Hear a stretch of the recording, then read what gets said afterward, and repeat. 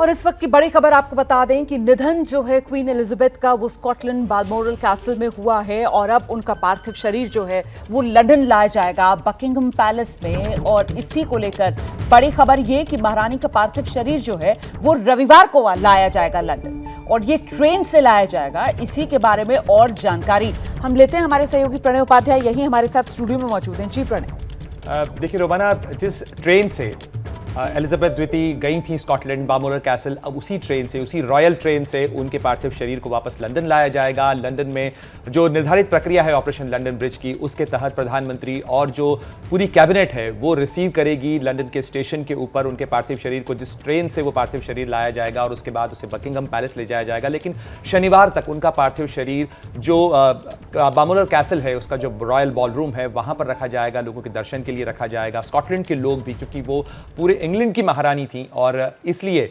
Scotland के अंदर भी उन्हें अंतिम श्रद्धांजलि देने के लिए वहां पर उनके पार्थिव शरीर को रखा जाएगा। उसके बाद जो कैथेड्रल है, गिलीज कैथेड्रल, वहां पर पार्थिव शरीर को ले जाया जाएगा। और उसके बाद जो उनका फूलों से लदा हुआ कैस्केट है, वो इस पूरी ऑपरेशन लंदन ब्रिज की निर्धारित प्रक्रिया के, मैं निर्धारित प्रक्रिया पर जोर इसलिए दे रहा हूं क्योंकि महारानी एलिजाबेथ के जीवित रहते हुए भी ये पूरी प्रक्रिया तय हो गई थी। और स्क्रीन पर ये जो आप तस्वीरें देख रहे हैं, ये तस्वीर क्वीन विक्टोरिया के सलून की हैं और इसी को रिमॉडर्नाइज करके इस ट्रेन के अंदर इस्तेमाल करती हैं रही एलिजाबेथ द्वितीय। और ये जो रॉयल कैरियज है, रॉयल ट्रेन है, जिसके अंदर 9 बोगियां हैं, इसमें पूरा जो उनकी टीम थी जो उनके साथ सफर करती थी जब भी जाती थी। और ये जो तस्वीर है रॉयल मोनार्की के या राजशाही के 75 साल पूरे होने पर पहली जो उनकी ट्रेन यात्रा थी, क्वीन विक्टोरिया पहली महारानी थी जिन्होंने ट्रेन से यात्रा की, और उसके जब 75 साल पूरे हुए तो ये स्पेशल ट्रेन थी जिस GWR की, जिसे क्वीन एलिजाबेथ द्वितीय नाम दिया गया था, उसे इनॉग्रेट करने के लिए खुद पहुंची थी एलिजाबेथ द्वितीय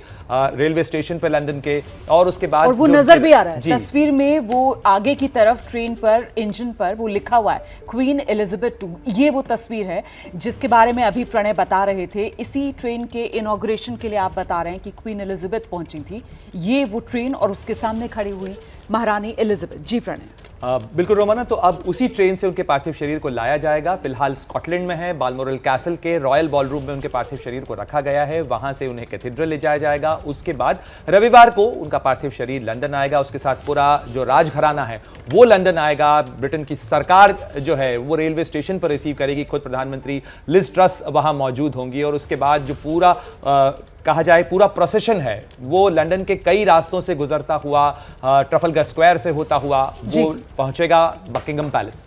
बिल्कुल, मुझे लगता है आशीष से भी जल्दी से एक रिएक्शन लेना चाहिए। हर एक चीज जो है वो बाकायदा प्रोटोकॉल के हिसाब से आशीष, और इसमें जो अंतिम संस्कार है वो निधन के 10 दिन के बाद होता है, यही है प्रोटोकॉल।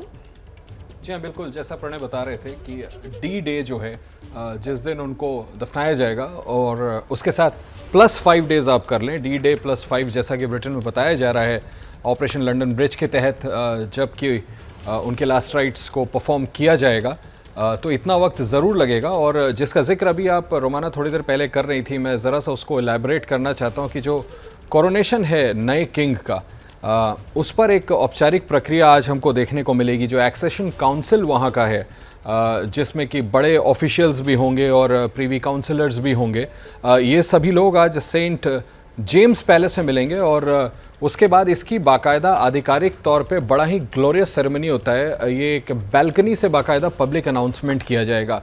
पहले वहाँ पर अनाउंसमेंट होगी और उसके बाद लंदन में भी इसकी औपचारिक घोषणा की जाएगी कि अब जो रेंज हैं वो किंग चार्ल्स संभालेंगे। बड़ा दिलचस्प होगा यहाँ से आगे का जो रास्ता ब्रिटेन के लिए है। बहुत सी चीज़ें तब्दील हो जाएंगी, बहुत सी चीज़ें बदल जाएंगी, क्योंकि मुझे लगता है आप भी इस बात को मानेंगे कि पीढ़ियाँ बदल गई सिर्फ इस मोनार्क को देखते हुए, क्वीन एलिजाबेथ को। तो जाहिर सी बात है कि वहाँ के यूनिफॉर्म्स हों, वहाँ का जो सबसे बड़ा UK मेल सिस्टम है उस पर उनकी तस्वीरें, या तमाम और चीज़ें, पासपोर्ट पर उनका जिक्र, बहुत से ऐसी चीज़ें हैं जिसको अब बदलना पड़ेगा और काफ़ी पैराडाइम शिफ्ट वहाँ पर हमको यूनाइटेड किंगडम में देखने को मिलेगा। बिल्कुल, संजीव जी का रुख करते हैं। संजीव जी, वो जो हम बात कर रहे थे ना कि साहब एक युग का अंत है, तो जाहिर सी बात है जब एक युग का अंत हो रहा है तो अब जो शुरुआत होगी उसमें बदलाव तो कई होंगे। जी, बदलाव होंगे, लेकिन जो महारानी एलिजाबेथ का की जो लेगेसी है उसको उनके पुत्र चार्ल्स उसको आगे बढ़ाने का ही कार्य करेंगे। और मेरा ऐसा स्पष्ट रूप से मानना है कि महारानी एलिजाबेथ द्वितीय ने जो राजशाही की लेगेसी को उन्होंने सशक्त बनाया है, मजबूत बनाया है, और अपने 70 वर्षों के शासन के दौरान उन्होंने ब्रिटिश राज सत्ता का जो सम्मान है उसको और अधिक बढ़ाने का ही कार्य किया है। वहाँ के लोगों की, जनता के लोगों के दिलों में उन्होंने अपना स्थान बनाया है, और उसी लेगेसी को एक ऐसे शासक के तौर पे किंग चार्ल्स अब आगे बढ़ाने की कोशिश करेंगे, जो कि उनकी मां ने स्थापित किया है।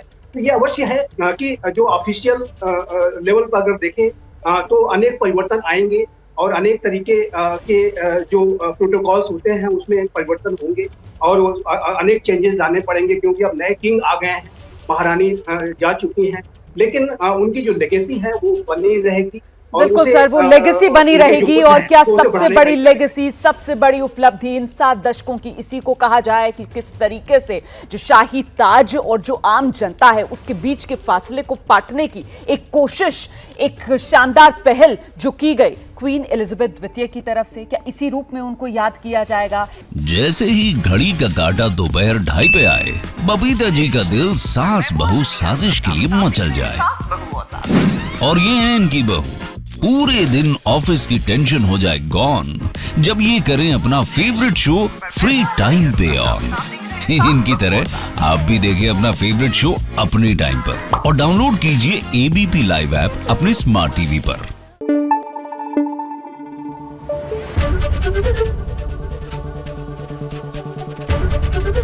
एबीपी न्यूज आपको रखे आगे।